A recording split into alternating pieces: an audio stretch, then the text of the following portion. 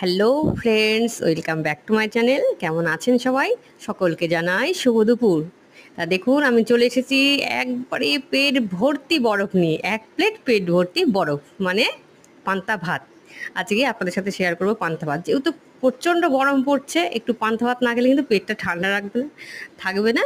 তাই আমি আজকে পান্তা ভাতের লাঞ্চ থালি নিয়ে আপনাদের সামনে হাজির হয়েছি। তা দেখুন আমি লাঞ্চ থালিতে কী কী রেখেছি। তো পান্তা ভাত খাবো আর পেঁয়াজ কাঁচা লঙ্কা থাকবে না, তা কি আর হয়? সেই জন্য প্রথমে নিয়ে নিলাম হচ্ছে একটা গোটা পেঁয়াজ আর একটা কাঁচা লঙ্কা। তার সাথে আমি রেখে দিলাম হচ্ছে এক পিস লেবু। লেবুটাও কিন্তু ভালো লাগে পান্তা ভাতে। আর আমি আজকে পান্তা ভাতের জন্য করেছি কিছু ভাজাভুজি। তো প্রথমে দেখুন আমি পাতে গিয়ে নিয়ে নিলাম 2 পিস ডিম ভাজা। হ্যাঁ, 2 পিস ডিম ভাজা আমি পান্তা ভাতের সাথে নিয়ে নিলাম। আর তারপর আমি রাখছি হচ্ছে পেঁয়াজ, আলু, পটল একসাথে আমি ফ্রাই করেছি, ভাজা করেছি, সেটাও আমি লাঞ্চ থালিতে নিয়ে নিলাম। তারপর আমি নিয়ে নিলাম হচ্ছে কলা ভাজা।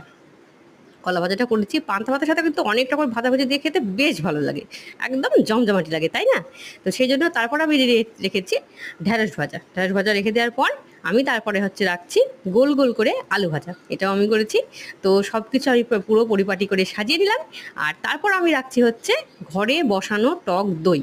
বাটিতে আমি ঘরে বসানো টক দই নিয়ে নিলাম পান্তা ভাতের সাথে। এটা কিন্তু একদম পারফেক্ট একটা আইটেম। এটা কিন্তু ওড়িশায় খুব বিখ্যাত, আমাদের এদিকে এতটা চলে না, তবে খেতে খুব টেস্টি, হেলদি, সুস্বাদু। সেই জন্য আমি পান্তা ভাতের সাথে টক দইটিও রেখে দিলাম। এক বাটি টক দই আমি রেখে দিচ্ছি। আর তারপর আমি নিয়ে নিচ্ছি হচ্ছে 1 প্লেট আম।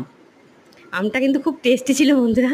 হ্যাঁ, আমটা এমনি খেতে তো ভালো লাগেই অবশ্যই। তারপর আমি নিয়ে নিচ্ছি 1 গ্লাস জল। ভিডিওটি ভালো লাগলে লাইক, শেয়ার, সাবস্ক্রাইব করে পাশে থাকবেন। আর কমেন্টে অবশ্যই জানাতে ভুলবেন না কেমন হয়েছে। ধন্যবাদ।